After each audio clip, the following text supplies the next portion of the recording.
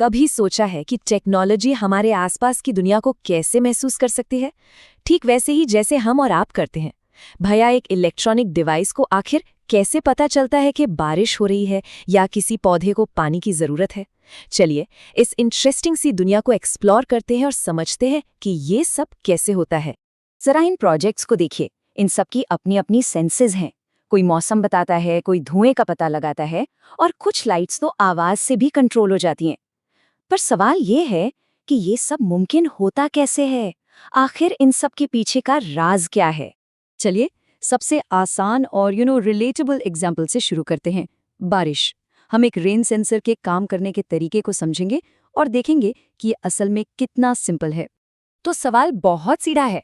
एक electronic circuit जिसकी कोई आंखें नहीं है, उसे ये कैसे पता चलता है कि बाहर बारिश शुरू हो गई है? और इसका जवाब वो इस डायग्राम में ही है। जब सेंसर पर बारिश की बूंदें पड़ती हैं तो वो एक लो वोल्टेज का इलेक्ट्रिकल सिग्नल भेजता है, और जब धूप होती है और सेंसर एकदम सूखा होता है तो वो एक हाई वोल्टेज का सिग्नल भेजता है।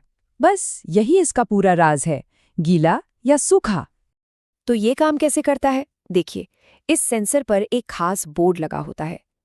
जैसे ही ये बोर्ड पानी से गीला होता है, इसका इलेक्ट्रिकल रेजिस्टेंस यानी प्रतिरोध बदल जाता है। अब प्रतिरोध को आप बिजली के रास्ते की रुकावट समझ सकते हैं। पानी इस रुकावट को कम कर देता है, जिससे आउटपुट वोल्टेज गिर जाता है। और जैसे ही बोर्ड सूखता है, रुकावट वापस बढ़ जाती है और वोल्टेज ऊपर चला जाता है। मतलब गीला तो कम वोल्टेज और सूखा तो ज्यादा वोल्टेज। सिंपल।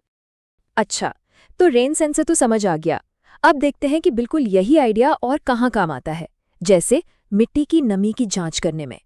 तो ठीक वैसे ही एक सर्किट ये कैसे जान सकता है कि गमले में लगे पौधे की मिट्टी सूख गई है और अब उसे पानी चाहिए? ये सेंसर अपनी 2 प्रोब्स का इस्तेमाल करता है, जिन्हें मिट्टी में गाड़ दिया जाता है। ये प्रोब्स मिट्टी में मौजूद पानी की मात्रा के हिसाब से बिजली के रास्ते की रुकावट को मापते हैं, बिल्कुल वैसे ही जैसे रेन सेंसर बारिश की बूंदों को मापता है। और ये देखिए, लॉजिक बिल्कुल सेम है। चाहे मिट्टी गीली हो या फिर बारिश हो रही हो, आउटपुट होता है एक लो वोल्टेज सिग्नल। और जब मिट्टी सूखी हो या फिर धूप खिली हो तो वोल्टेज होता है ज्यादा। एक ही बेसिक आइडिया, 2 अलग-अलग इस्तेमाल। इससे पता चलता है कि टेक्नोलॉजी में एक अच्छा आइडिया कितनी जगहों पर काम आ सकता है। तो पानी और नमी वाले सेंसर्स तो हो गए, लेकिन इलेक्ट्रॉनिक्स की सेंसेस सिर्फ यहीं तक नहीं है। आगे तो और भी बहुत कुछ है।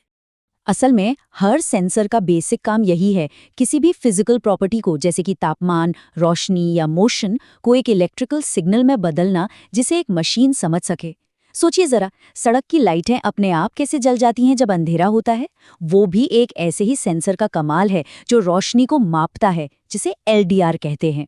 जैसे एक तरफ है ये टेम्परेचर सेंसर जो गर्मी या ठंड को मापता है, जैसा हमारे AC में होता है। और दूसरी तरफ है एक कलर सेंसर जो ये बता सकता है कि उसके सामने कौन सा रंग है। इसका इस्तेमाल अक्सर फैक्ट्रियों में चीजों को सॉर्ट करने के लिए होता है। ये हमारी दुनिया को ऑटोमेटिक बनाने की पहली सीढ़ियां हैं। अमेजिंग है ना? ठीक है, तो सेंसर ने अपना काम कर दिया और एक इलेक्ट्रिकल सिग्नल बना दिया। लेकिन अब आगे क्या? उस सिग्नल का होता क्या है? यहीं से चीजें और भी दिलचस्प हो जाती है। इस काम के लिए हमारे पास होता है माइक्रो कंट्रोलर। इससे आप प्रोजेक्ट का दिमाग समझ लीजिए। ऑर्डिनो जैसे माइक्रो कंट्रोलर सेंसर से आने वाले वोल्टेज सिग्नल को पढ़ते हैं और फिर हमारे दिए गए इंस्ट्रक्शंस के आधार पर फैसला करते हैं। और ये फैसला अक्सर कोड की एक बहुत ही सिंपल सी लाइन पर आधारित होता है। अब ये कोड देखकर घबराना नहीं है, ये असल में बहुत ही आसान है। चलिए इसे समझते हैं। कोड की ये अकेली लाइन ही पूरा फैसला करती है। ये बस इतना कह रही है, अगर सेंसर से मिला मान यानी सेंसर वैल्यू हमारे तय किए गए मान यानी थ्रेशोल्ड वैल्यू से कम है तो कुछ करो। और वो कुछ करो एक LED जलाना हो सकता है या कोई अलार्म बजाना। यही वो कड़ी है जो फिजिकल दुनिया को डिजिटल एक्शन से जोड़ती है। तो अब जब इसका मूल सिद्धांत समझ आ गया है तो अपनी समझ को परखने का ये एक अच्छा मौका है। सोचिए, अगर हमारे बनाए हुए प्रोजेक्ट्स देख, सुन और महसूस कर सकते हैं तो कल्पना कीजिए कि हम उनसे आगे और क्या-क्या करवा सकते हैं। भविष्य की संभावनाएं वाकई में लिमिटलेस हैं।